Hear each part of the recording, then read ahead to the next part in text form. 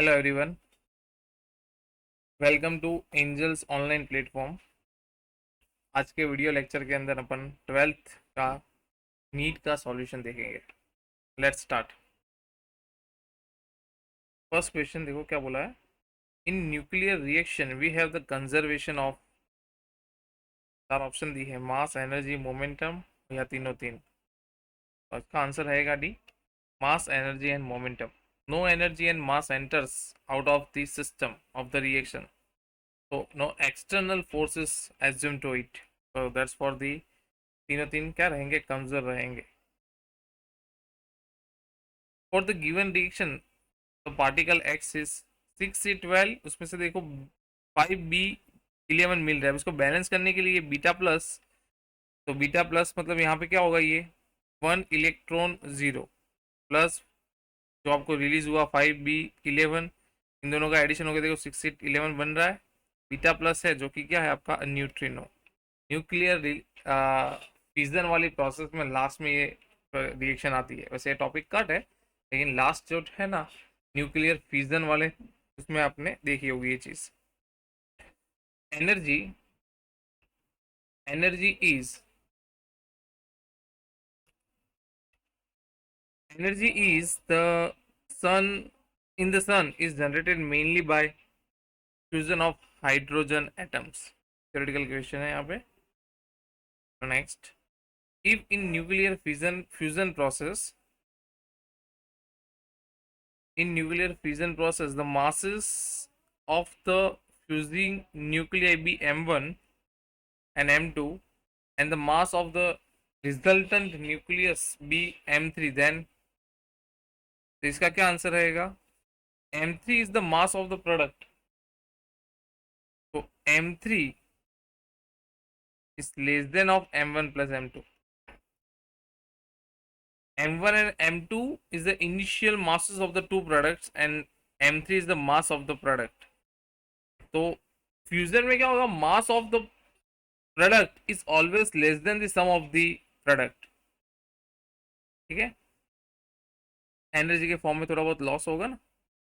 Fifth number, तो इसमें answer रहेगा 3। Okay,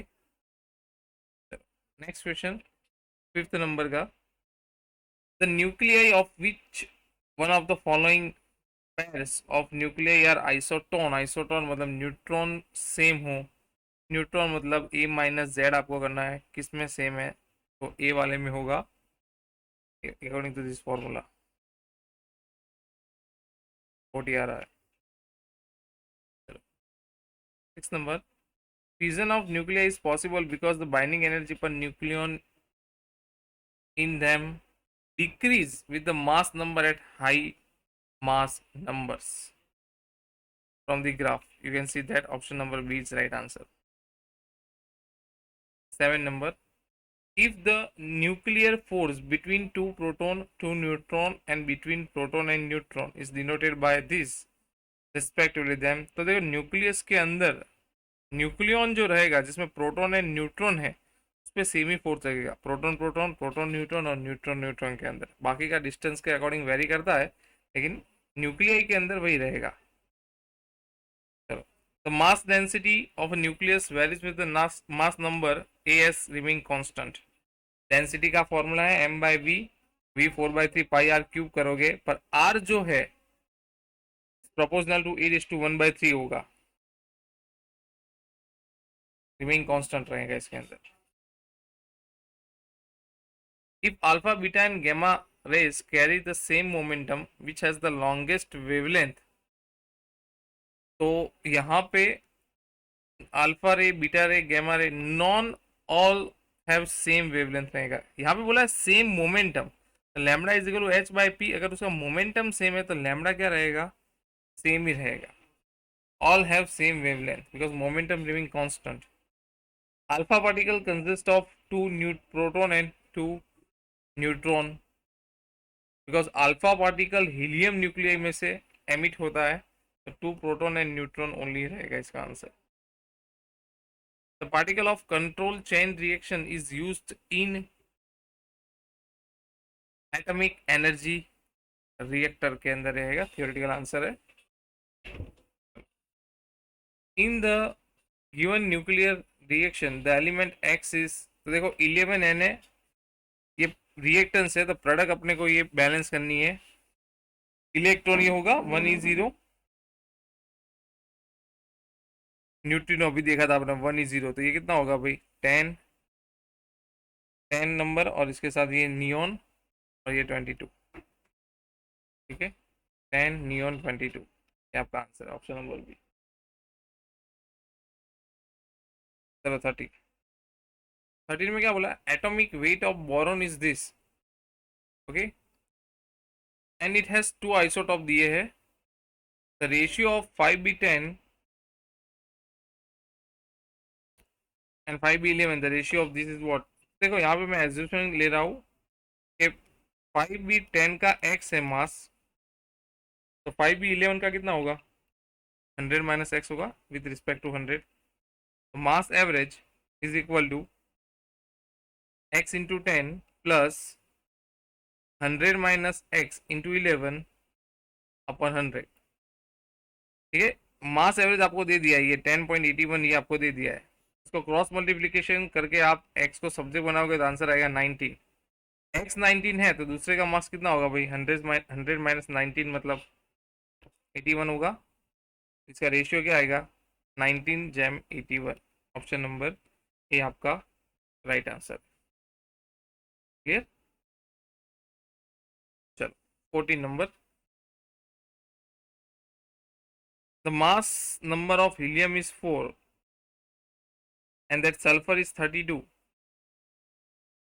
the radius of sulfur nucleus is larger than the helium by, तो sulphur and helium क्या आप रेशियो लो तार ऑफ सल्फर ऑफ हीलियम, तो इसका एटॉमिक मास 32 और इसका 4, 1/3, ये क्या होगा 8 का क्यूब रूट, 8 का क्यूब रूट क्या आएगा 2, आंसर आएगा इसका 2, ऑप्शन नंबर सी इसका राइट आंसर। चलो 15, the binding energy per nucleon is 1H2 and 2He4 respectively, दोनों की एनर्जी आपको दे दी है,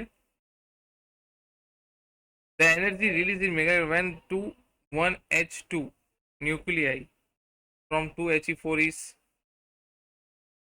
तो देखो 1H2 plus 1H2 it gives 2He4 plus energy release होती है, ठीक है। तो यहाँ पे जो एनर्जी रिलीज होगी E is equal to 4 into helium का दे दिया है 7.1 माइनस 4, 1H2 4 और उसका है 1.1, ये कितना होगा 24 इलेक्ट्रोवोल्ट।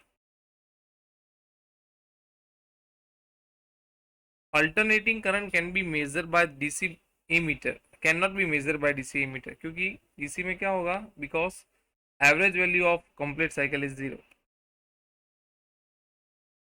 डीसी एमीटर क्योंकि एवरेज साइकिल 0 हो जाएगी। 17 देखो, I is equal to 4 cos, तो I R M S is equal to I M by root 2, 4/√2, इसका क्या आंसर आएगा 2√2 ampere, are M S value of the current. 18, an alternating EMF is applied to purely capacitive circuit, ठीक है। The phasor relation between EMF and current flowing in the, तो भाई यहाँ पे बोला है कैपेसिटिव, कैपेसिटिव में करंट क्या करता है, लीड करता है head of π/2, option number B यहाँ पे होगा। ईएमएफ होगा तो क्या होगा, लैग होगा, पर यहाँ पे ईएमएफ भी एड बोला तो वो नहीं होगा, करंट इज हेड ऑफ π/2। 19, 19 नंबर देखो क्या बोला है, an alternate voltage is connected in series with R and L if the drop दिया है 200 and across the inductance is 150, then the applied voltage is, तो AC दिया है, आर एन एल का दिया है, तो AC के अंदर वोल्टेज का नेट कैसे फाइंड करोगे आप, under root of VR² plus VL², जैसे वेक्टर में करता है, एल्जेब्रिक सम नहीं होगा इसके अंदर, 200² प्लस 150², ठीक है, तो ये आएगा अप्रोक्स 250 वोल्ट। ऑप्शन नंबर 20 का राइट आंसर है।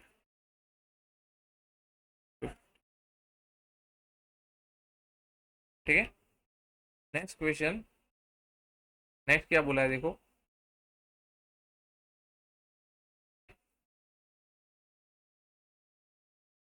An alternating EMF 20 number, an alternating EMF is applied to a parallel combination। अब ध्यान से इसके चार ग्राफ देखो।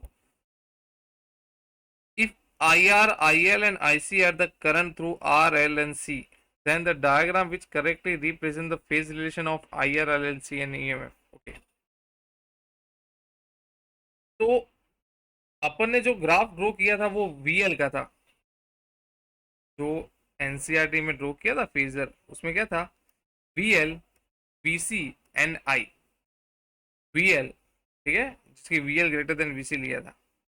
यहाँ पे आपको IL वर्सेस E दिया है, ठीक है।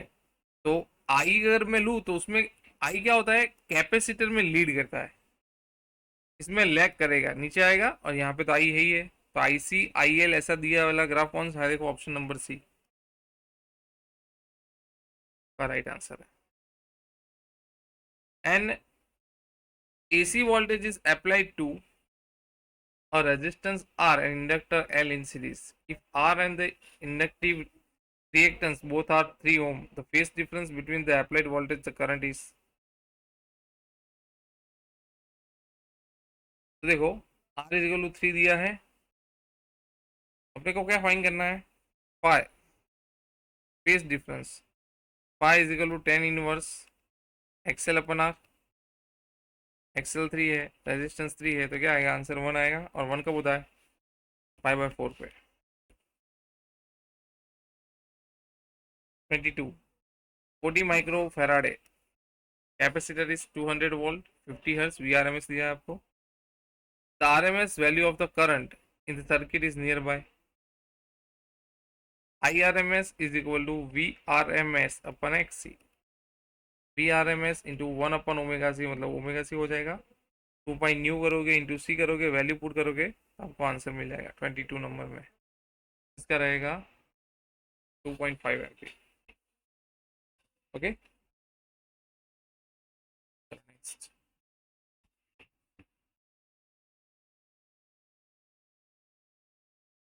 23 देखो क्या बोला है।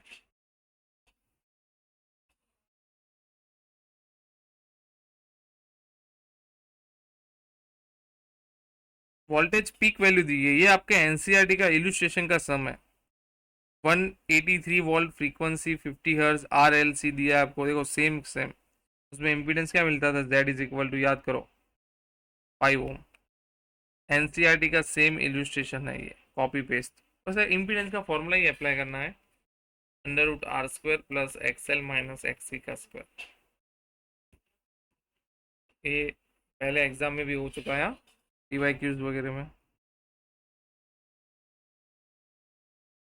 Standard filament lamp consumes 100 volt when connected to 200 volt AC, means the peak value of the bulb will be। तो P का फॉर्मूला क्या है, P is equal to VI, I is equal to P/V, मतलब 1/2 होगा यहाँ पे। तो ये आपको IRMS मिला, IM इज इक्वल टू क्या होगा, √2 IRMS, √2 इंटू 1/2, तो 1/√2 होगा ये, 1/√2 कितना होगा, 0.707। If an alternating voltage is represent is this, then the RMS value of the voltage। अब EMF है, साइन के आगे वाली चीज होगी वो मैक्सिमम होगी, तो VRMS क्या होगा भाई, VM/√2 बराबर है, तो 141/1.41, तो इसका आंसर क्या होगा, 100 वोल्टेज। अब साइन ओमेगा t, मतलब ओमेगा आपको दे दिया है 628, तो ओमेगा बराबर 2 पाई न्यू, 628, तो न्यू इज इक्वल टू 628/2 पाई, उसका आंसर भी क्या आएगा, 100। नंबर सी आपका राइट आंसर। नेक्स्ट 26 क्या बोला है उसके अंदर, इन एन AC सर्किट। 26 में देखते हैं अपन।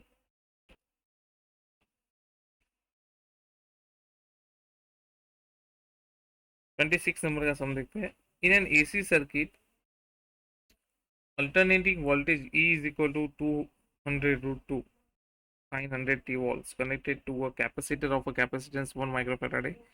The RMS value of the circuit is what? तो देखो यहाँ पे भी सेम चीज़ है कि फंक्शन के आगे वाला मैक्सिमम होगा। वी आर एम एस क्या मिलेगा अपने को? V M by root two, two two cut हो जाएगा तो 200 वोल्ट बराबर। ओमेगा 100 t है, तो फाइन करना है करंट, तो पहले जेड फाइन करना पड़ेगा। जेड के लिए मतलब रेजिस्टेंस था, X is equal omega C, omega, omega कितना है 100, जो सी कितना दिया है कैपेसिटेंस 10⁻⁻6, 10⁻+4 ओम। तो I R M S is equal to V R M S upon X C, 200/10⁻4। तो कितना होगा 2 × 10⁻²। मिली में आंसर लाना है तो 10 से डिवाइड करेंगे, 10 से मल्टीप्लाई करेंगे तो कितना आएगा 20 milli ampere. 26 7 number. Capacitor of capacitance 500 microfarad is charged completely using a DC supply of 100 volt. It is now connected to an inductor. Capacitor को चार्ज कर रहे हैं मतलब इसकी स्टोरेड एनर्जी रहेगी 1/2 CV², जो कि अपने को पता है 1/2 C 500 10⁻⁻6 V² मतलब 10⁻4 100 का स्क्वायर, तो कितना हो जाएगा 5/2 जूल। अब यही energy connected to an inductor of inductance दिया है, तो maximum current in LC circuit will be what? तो यही एनर्जी इंडक्टर को आप दे रहे हो, तो energy store in inductor is 5/2, 2 cut I² is equal to 5/L, I² is equal to 5/L, और I इज इक्वल क्या हो जाएगा √5/L हो जाएगा, √5/L is equal to 50 milli henry, 15 × 10⁻³ 5 cut हो गया 10⁻³ 10⁻², एंड इसमें ऊपर जाएगा तो +2 और उसका रूट निकलेगा तो +1 आंसर आएगा 10⁻+1। 27 में ऑप्शन नंबर ए आपका right answer. In L C R दिया है, एक्सएल दिया है, एक्सी दिया है, the total impedance of the circuit. तो देखो आपको एक्सएल एक्सी दिया है तो जेड क्या रहेगा √R² plus XL minus XC का स्क्वायर, R² मतलब 10², एक्सएल माइनस एक्सी कितना होगा 2 का स्क्वायर, तो 100+4 √104, तो इसका आंसर आएगा 10.2, 28 में रहेगा आपका।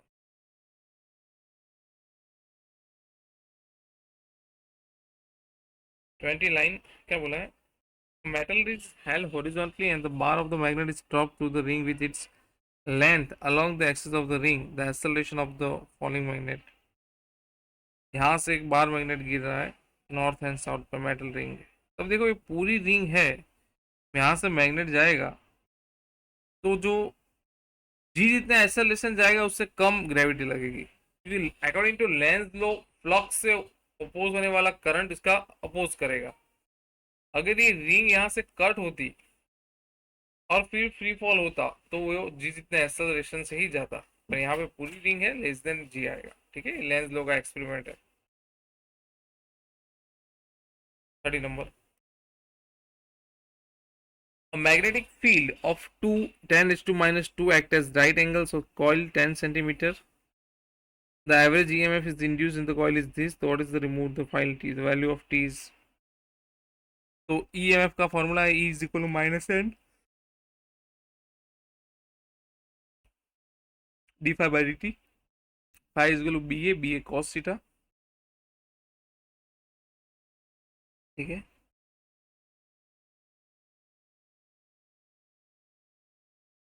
The average EMF in the coil of 0.1 V when it is remove from the field. तो रिमूव तो बाद में, मतलब D5 में B2 माइनस B1 होगा, B2 जीरो हो जाएगा, क्योंकि रिमूव फ्रॉम द फील्ड मतलब पीछे जाके मैग्नेटिक फील्ड जीरो हो जाता है। Minus N B A cos theta upon dt, -50 × B 2 × 10⁻², coil of area 100 × 10⁻⁴ into cos 0 divide by dt मतलब ये आपको दे दिया, टी फाइन करना है। ये आपको कितना दिया है 0.1। जब सॉल्व करोगे तो आंसर 0.1 सेकेंड आएगा।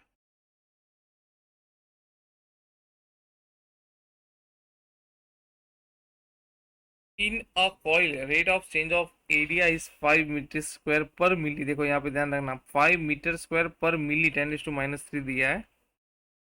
Okay, and current become 1 ampere from 2 ampere in 10 2 into 10⁻³ if magnitude of field is 1 Tesla then the self inductance on the coil is।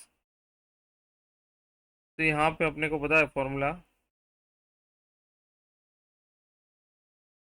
n phi is equal to Li and d phi by dt is equal to L di upon dt, phi is equal to ba। अब देखो यहाँ पे आपको दिया है 5 metre square पर milli second, मतलब a by T दिया है। तो ऐसा मुझे पिक्चर में कैसे मिलेगा, five is equal to B A B D A by D T is equal to L D I upon D T.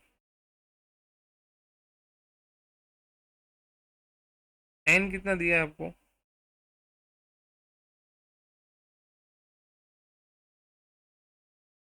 N यहाँ पे नहीं है, B 1 tesla D A upon D T 5 milli second, तो 5/10⁻³ is equal to L, जो कि find करना है D I upon D T. D I मतलब होगा 2 से 1 ampere 2 - 1 upon D T 2 × 10⁻³ -3 cut हो गया यहाँ पे, 5 2 ज़ा 10 is equal to L, L is equal क्या मिलेगा 10 एनटी मिलेगा। 32 number, the variation of induced EMF with the time in a coil of short bar magnet is removed along with the axis of constant velocity is base represented by। तो जब भी bar magnet coil के अंदर जाएगा, at the magnet moves through the coil the magnetic flux increases, also there is a change in polarity of induced EMF when the magnet pass on the other side of the coil। इसका अलग ऐसा बोलेगा, यहाँ पे जाएगा तो magnetic flux बढ़ेगा, पर ईएमएफ की साइन जो की होगी क्या होगी, नेगेटिव होगी, -d⁵/dt, और फिर वापस पॉजिटिव। जब बाहर आएगा तब डिक्रीज होगा तो पॉजिटिव। ठीक है, ऑप्शन नंबर ए।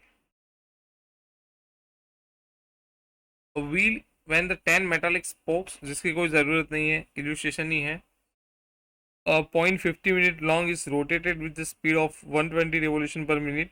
फ्रीक्वेंसी दी है 120 रिवोल्यूशन मतलब 2 पाई बाई मिनट मतलब 60। ये आपका ओमेगा हो गया 2 पाई न्यू। 0.4 गॉस दिया है आपको, तो इसके लिए आपको फॉर्मूला लिखवाया हुआ है B omega L square, R square L square जो भी आप लिख सकते हो। इसका आंसर क्या रहेगा 6.20 × 10⁻⁵। ठीक है,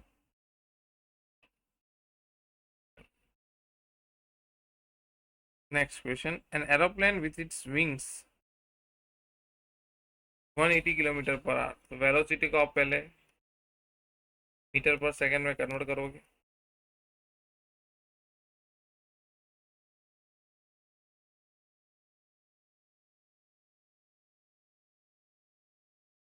वी आपको कितना मिलेगा,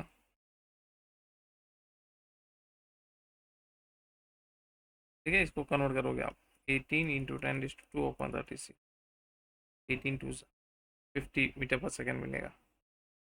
अब डीप एंगल मतलब थीटा दिया है। मोशनल ईएमएफ है जो कि बी एल बी फॉर्मूला है। एक्चुअली फॉर्मूला क्या है, V cross B into L. ध्यान रखना, ये चीज अपन क्लास में पढ़े थे, डिस्कस किया था। क्रॉस प्रोडक्ट दूर दूर करोगे तो क्या आएगा, B L B sine theta. अब आपको सब कुछ दिया है, थीटा भी दिया है, वैल्यू पुट करोगे तो इसका आंसर क्या आएगा, 108.25। ध्यान रहे मीटर पर सेकंड करना है और ये साइन थीटा देना है। Coil is placed in the magnetic field B as shown in the figure. Current is induced in the coil. तो करंट क्या रहेगा यहाँ पे, current is induce in the coil is, यहाँ से करंट इंड्यूस्ड हो रहा है, मतलब ये एंटी क्लॉकवाइज है। राइट हैंड थंब रूल आप अप्लाई करोगे तो मैग्नेटिक फील्ड आपको कहाँ बाहर मिलेगा, outward and decreasing with the while. Current is induce in the coil, B is outward and decreasing with the time. B must not be parallel to the plane of coil. According to Lenz law, B is outward and it should be decreasing for anti-clockwise induced current.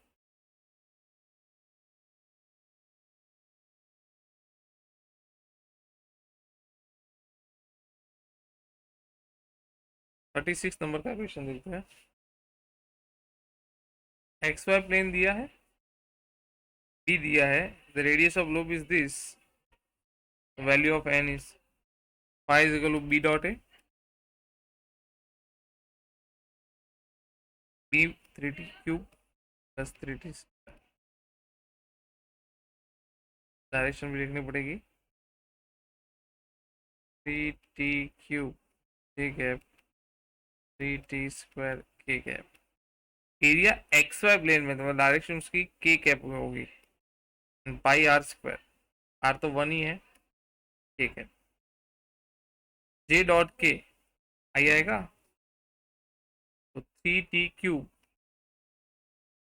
Into pi के, J dot के आई, के cross के तो zero हो जाएगा इसके, 3t cube कहाँ पे बोला है, 2 सेकेंड पे ना, ये आपको 5 मिला। ई पूछा है तो इज गलो D five by D T, तो 3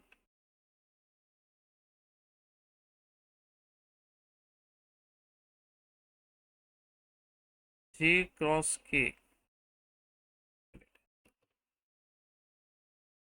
अंदर देखो, के क्रॉस के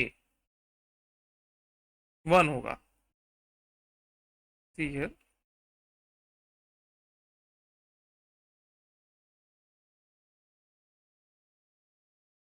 five is equal to 3t cube,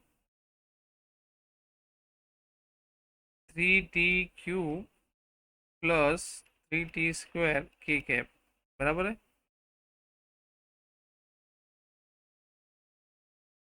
और यहाँ पे पाई आर स्क्वायर और वो भी होगा के कैप में, जे क्रॉस के वाला जीरो हो जाएगा तो 3t स्क्वायर ही बचेगा, आर तो 1 है, 3t स्क्वायर पाई, तो इसका E is D five by D T होगा, तो E is D by D T of 3t square pi, 3 N pi तो आ गया, टी स्क्वायर क्या हो जाएगा 2t, तो ये क्या हो जाएगा 6 पाई टी, टी इज 2 पे बोला है तो 12 पाई, एन पूछा है तो एन इज क्या होगा 12।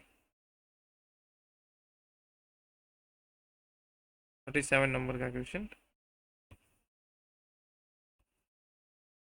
37 में क्या बोला है आपको देखो,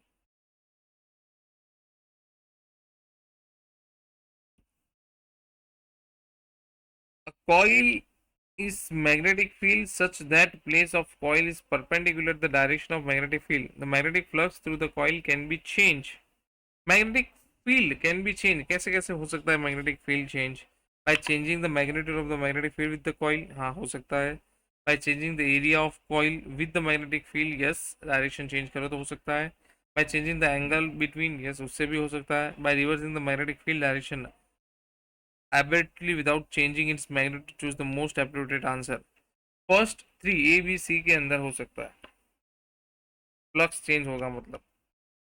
एसी जनरेटर के स्टार्टिंग पॉइंट ही एनसीईआरटी की लाइन लिखी है कि मैग्नेटिक फील्ड कैसे कैसे मिल सकता है आपको, इलेक्ट्रिक फील्ड मतलब ईएमएफ कैसे प्रोड्यूस हो सकता है, by three method, this three method, ABC आएगा। आंसर आएगा एबीसी ओनली। 38 नंबर का देखो, रेक्टेंगुलर कॉइल आपको दी है और पीक वैल्यू मतलब मैक्सिमम ईएमएफ आपको पूछा है N B A omega.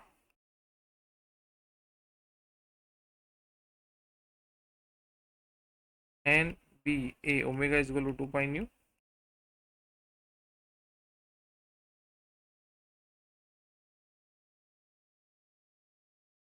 300 2 pi nu 50। B दे दिया आपको 4 × 10⁻²। एंड एरिया आपको दे दिया है 250 × 10⁻⁴। सॉल्व करोगे तो आपको आएगा 35।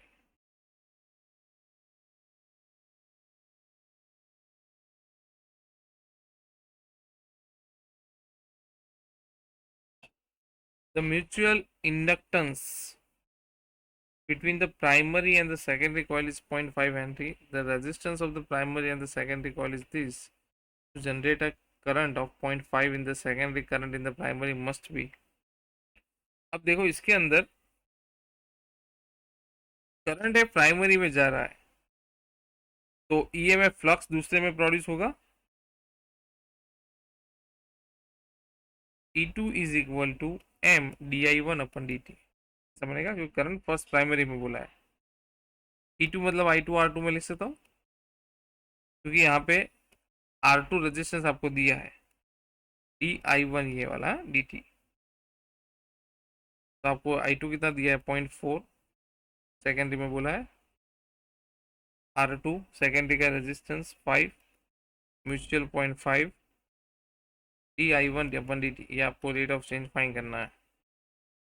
तो कितना होगा di1/dt। इसको यहाँ पर आप सब्जेक्ट बनाओ 4/10 इंटू 5/5/10, 50 कर हो गया तो 4 एम्पियर पर सेकेंड आपका राइट आंसर 39 में ए।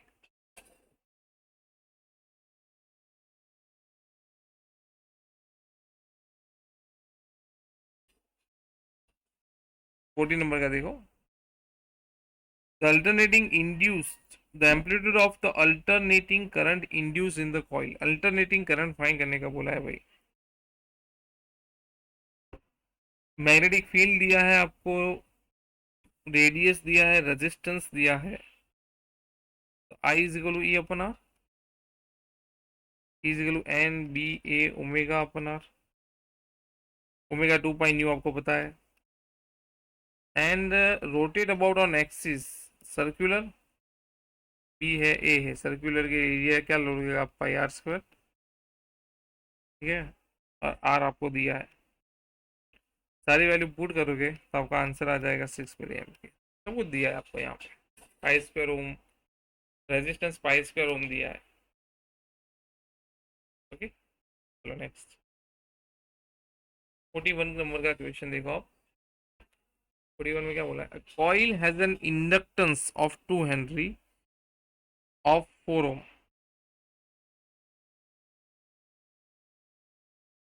तो the current has built up into its equilibrium, energy will be E is equal to 1/2 Li square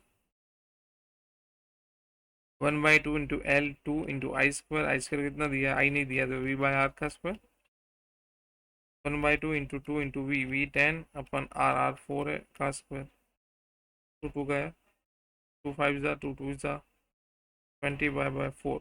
मतलब ये आएगा आपका